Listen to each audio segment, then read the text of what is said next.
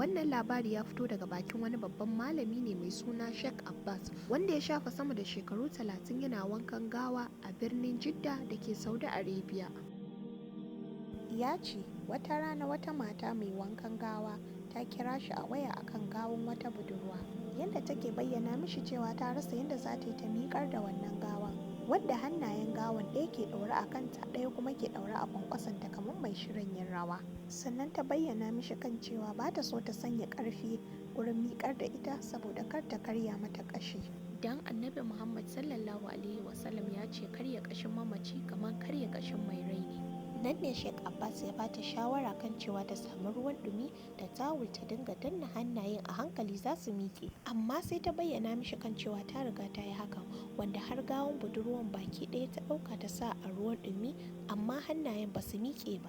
Sheikh Abbas ya cika da tsananin mamakin wannan al'amari, wanda hakan ya sa ya buƙaci matan da ta tambayi 'yan uwan budurwa shin me take aikatawa a rayuwanta kafin ta rasu, wanda har ya sanya gawanta shiga irin wannan yanayi. Cikin kuka mahaifiyarta ta ce ‘yata ta kasance mai son jin kiɗa da waƙa, koyaushe tana cikin jin kiɗa da waƙa. Wani lokaci idan ta tashi daga bacci abinda take fara yi kenan da safe, ta ɗauko earpiece ta sa a kunnenta ta fara jin waƙa. Sabon waƙa na fitowa za ta aika ƙaninta ya siyo mata kaset ɗin yadda za ta ɗan bashi kuɗi kaɗan domin ya saya alewa don kar ya yi ƙiuyan zuwa siyo mata.